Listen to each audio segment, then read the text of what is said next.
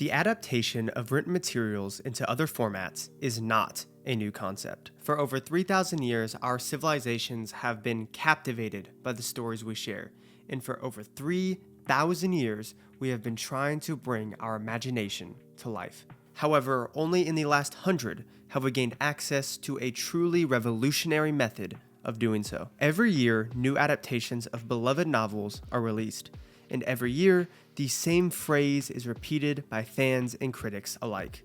The book was better. It's a saying associated with the most annoying person you know, and one that has become an inherent truth of film adaptations. However, there is a clear reason for its popularity, one beyond simple elitism and personal preference. Let me first explain that I am not anti-film, nor am I against any other kind of adaptation of the stories we share. The purpose of this video is not to demean those who enjoy adaptations, but promote reading of the source material, while contrasting them with their on-screen counterparts. I plan to do this by utilizing 3 fantasy adaptations that were both extraordinarily popular and remarkably well put together. Why fantasy? It's simply the genre I am most familiar with, and one a large portion of this channel will be based around. Therefore, I felt it would be easiest to discuss in this format. The Lord of the Rings, Game of Thrones, and Harry Potter are 3 prime examples of how to bring magical worlds to life and add to our collective consciousness with 3 incredible soundtracks. However, they also serve as prime examples of why even the most perfect of adaptations still struggle when held up to the original. The book really is always better. Now let me tell you why. The human mind might be the most fascinating product of biology the world will ever witness. Everything we experience has been filtered through its lens, and the most important are stored for decades at a time, able to be retrieved with the snap of one's fingers. However, what makes the mind unique is not its ability to recall past experiences, but create new ones of its own. No world is too grand, no concept is too small.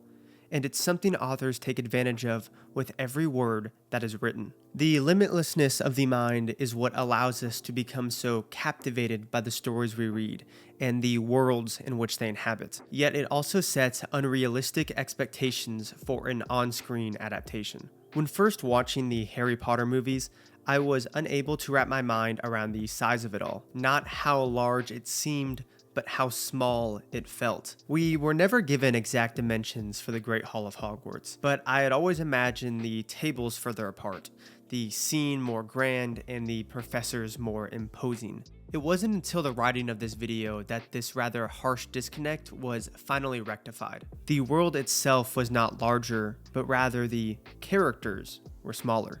Harry is an 11-year-old in the Sorcerer's Stone, and I was unconsciously visualizing the world from that perspective. It's a concept that is impossible to transfer onto the screen, and is one that extends far beyond the matter of perspective. Because no matter how well a story is adapted, films will never be able to compete with the flow state a novel provides. One where words on a page transform into impossible works of architecture, fantastical creatures our world has never seen, and epic battles between good and evil. The Nazgul are my favorite villains in all of fiction. However, when watching the films, they can be easily mistaken as nothing more than a flying command unit. That is because the very concept of them is impossible to adapt to screen. Their most powerful weapon is not a physical one, but fear itself. The mere sight of one is enough to cause experienced soldiers to break ranks in an instant, grovel upon the ground, and beg for mercy. If not for Gandalf acting as a guardian angel over the free men of Middle-earth, Minas Tirith would have fallen only hours after the siege began. A similar issue was faced with their spiritual successor in the Dementors of Azkaban, whose ability to control those around them came not from the threat of the Dementor's kiss, but rather the existential dread and crippling hopelessness inflicted upon their victims. In the words of Sirius Black, "They took him into a cell near mine. He was screaming for his mother by nightfall. He went quiet after a few days, though. They all went quiet in the end." The ability to translate many of these more nuanced themes into a working script is a struggle for even the most experienced of directors. However, there is no greater example of storytelling between the lines than that of Jon Snow's death in a dance with dragons. In both mediums, the event is clearly foreshadowed. However, two radically different approaches are taken. In one, we are shown exactly how it occurred and given clear motivations for the characters involved. But in the other, we feel it coming. J.r.r. Martin uses the first-person perspective from which the narrative unfolds to never reveal the full picture. The reader is forced to keep up with the ever-changing climate of Castle Black and politics of the North, quickly becoming just as overwhelmed as Jon himself, all whilst feeling something coming but not knowing what. It's only in the aftermath of the Pink Letter and Jon Snow's announcement that he is marching south does the assassination occur. When looking at it from this perspective, it's easily understood why D&D were forced to change the manner in which the story was told. While it may have been possible to replicate the novel in this regard, it would have been incredibly difficult for audiences to keep up with, primarily because this method of storytelling is heavily reliant on having access to a core aspect of literature that will never be adapted to the screen. Internal dialogue is a concept so ingrained in the pages of our novels that the practice itself is often taken for granted. However, it remains one of the most powerful tools authors have at their disposal for both plot and character development. It's not uncommon for film studios to commission a novel adaptation in order to utilize the advantage it provides, as it creates a level of depth unrivaled by any other medium. During the first Tyrion chapter in A Game of Thrones, a short interaction takes place between himself, Cersei, and Jaime Lannister. The three are having breakfast and discussing news regarding the attempted murder of Brandon Stark. Lord Eddard had a brother named Brandon as well, Jaime mused, one of the hostages murdered by Targaryen. It seems to be an unlucky name. Oh, not so unlucky as all that, surely, Tyrion said. The servant brought his plate. He ripped off a chunk of black bread. Cersei was studying him warily. What do you mean? Tyrion gave her a crooked smile. Why, only that Tommen may get his wish. The maester thinks the boy may yet live. He took a sip of beer. Marcella gave a happy gasp, and Tommen smiled nervously. But it was not the children Tyrion was watching.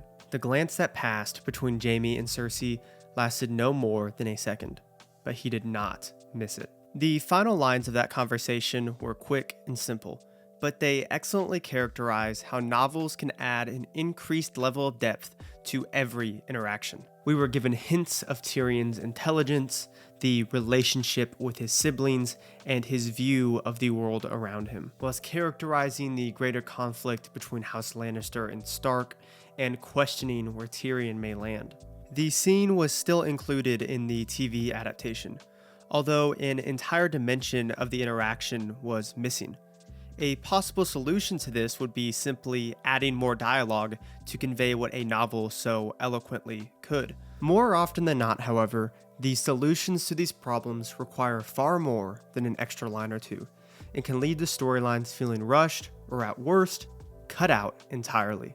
A serious disappointment among numerous fans with the Deathly Hallows Part 1 and 2 was the removal of the Dumbledore subplot, one in which a character assassination is performed as Harry questions if he ever truly knew the man at all. However, an important aspect of the subplot is that it was entirely reliant on the intrapersonal communication between Harry Potter and himself, meaning that multiple scenes and several conversations would have been required to supplement the loss of source material. This, combined with the film's already stringent time constraints, it becomes easy to understand why the decision was made. Perhaps this issue could have been solved in manners of which I am unaware, although the fact it exists puts on full display some of the limitations filmmakers face.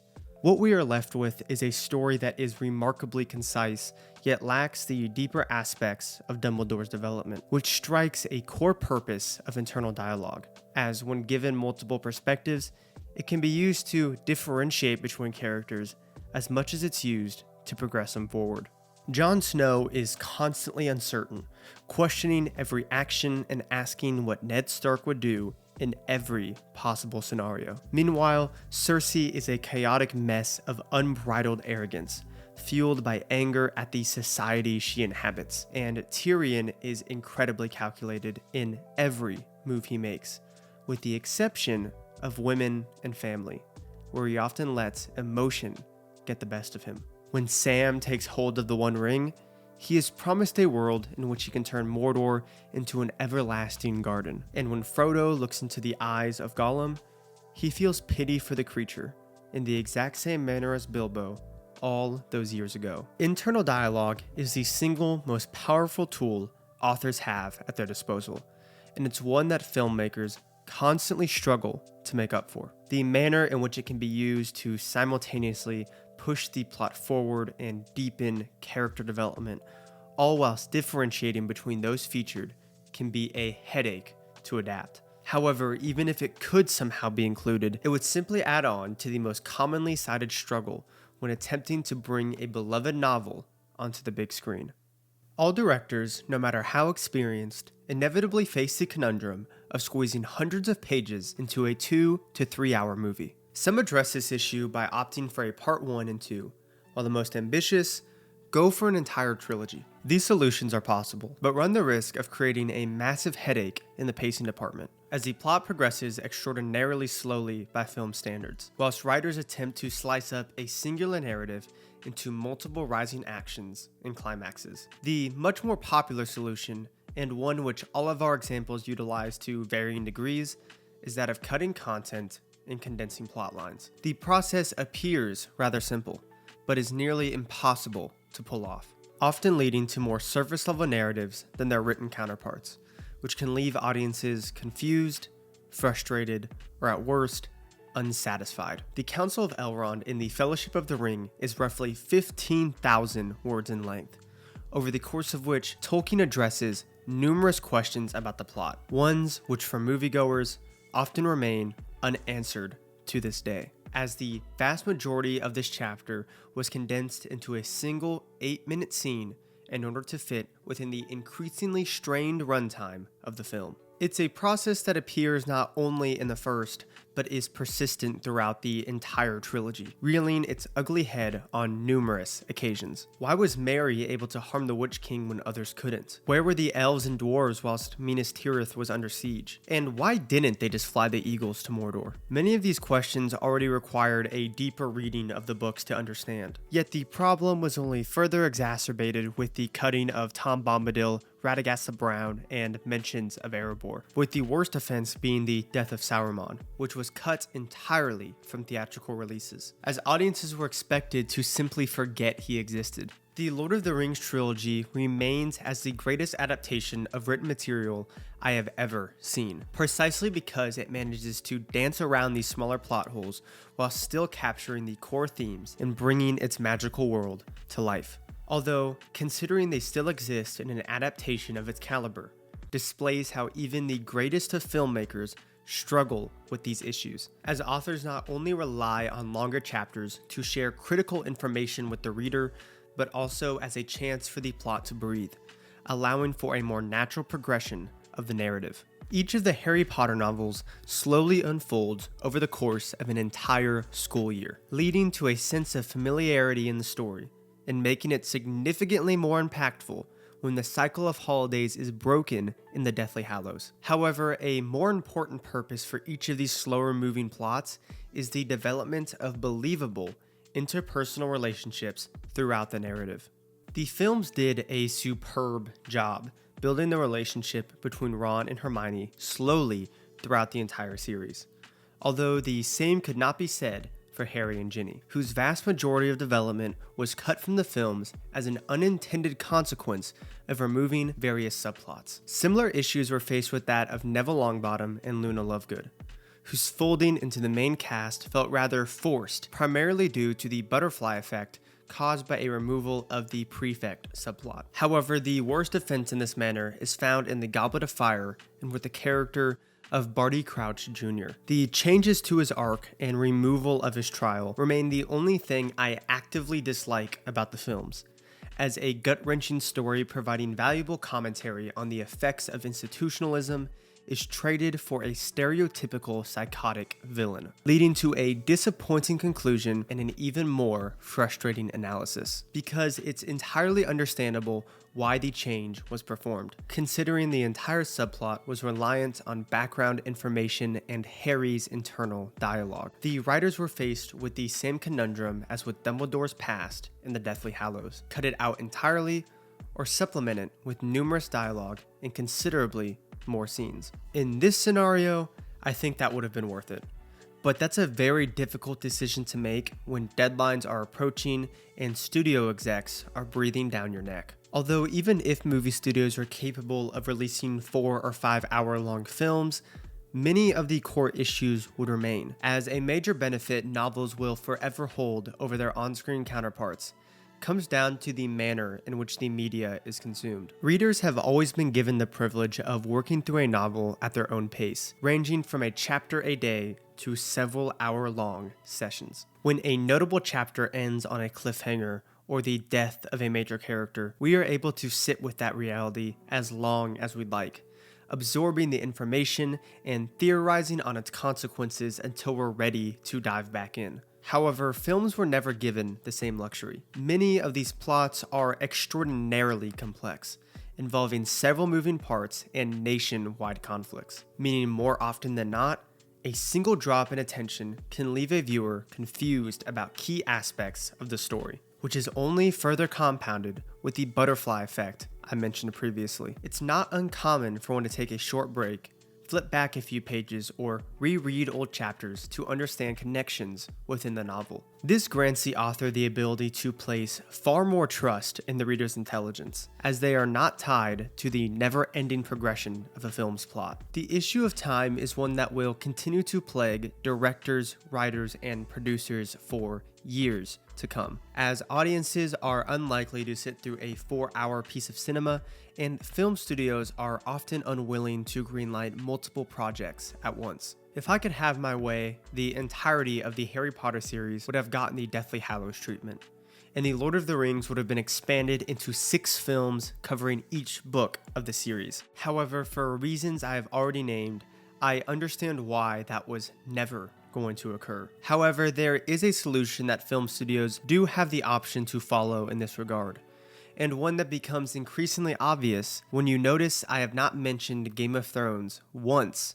during this section. In comparison to film, the television format solves a substantive number of issues. The total runtime is longer, individual episodes are shorter, and the project is significantly more customizable. Notable events such as the deaths of Robb and Ned Stark are given the due diligence they deserve, acting as climactic conclusions to their respective episodes, and leaving audiences to theorize on their implications before diving back in. Whilst major battles such as Blackwater Bay or the Wildlings March on the Wall are given entire episodes to best capture their scope.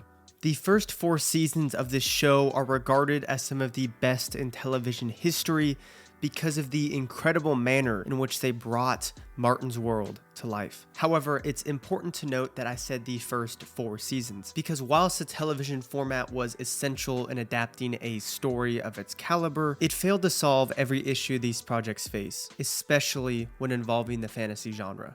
We saw firsthand the downsides of becoming overly reliant on CGI with The Hobbit, which is why myself and many others firmly support the idea of utilizing practical effects whenever possible. But I also understand the limitations this method can face. Even though it creates a timeless effect, it was also the reason the Lord of the Rings spent 3 years in pre-production, and why I believe D&D decided to maintain the low fantasy setting throughout the entire series. Many accredit the glaringly obvious passing of the source material as the primary reason for the show's later struggles, which is likely the case, but it seems that issues would have been faced regardless as the series progressed. When Season 5 is taken into account, which had access to the entirety of A Dance with Dragons and A Feast for Crows, it becomes increasingly obvious that the decision to remove large aspects of the fantasy material had a greater impact than initially anticipated, as many of the seeds planted in earlier novels, later grew into entire plot lines that had to be cut from the series. It creates an interesting conundrum for how fantasy adaptations should be approached, considering the other option appears to be spending billions of dollars on visual effects. Although a third option is always available, one that has numerous benefits, but is often overlooked by film studios due to drawbacks of its own. Animation has the potential to completely upend big budget adaptations in the fantasy genre. It's considerably cheaper than live action, while still allowing for grand set pieces and bringing iconic moments to life in a manner unrivaled by any style. Imagine a several season animated series of The Lord of the Rings, including everything from numerous musical pieces to the adventures with Tom Bombadil, or a dark animated take on A Song of Ice and Fire, remaining faithful to the books through and through. Yet it remains highly unlikely that any studio would even consider the projects, as the reality of animation means large numbers of individuals immediately writing it off, whether the projects are done in Western or Japanese style.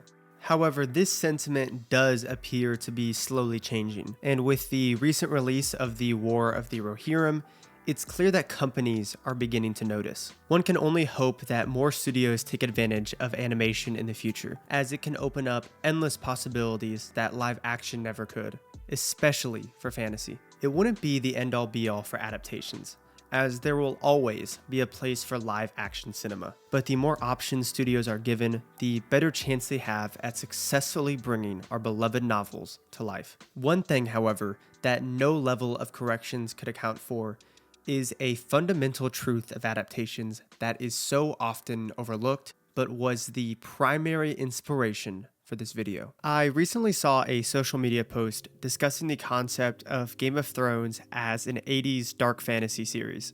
Upon looking into the comments, however, it became apparent that many thought the books to already feature this aesthetic, claiming the show ruined it, which had me thinking on the manner in which these stories are imagined, the individuality of it, and the most grievous of sins these adaptations unintentionally commit. Novels are remarkably intimate, and every experience of them is unique.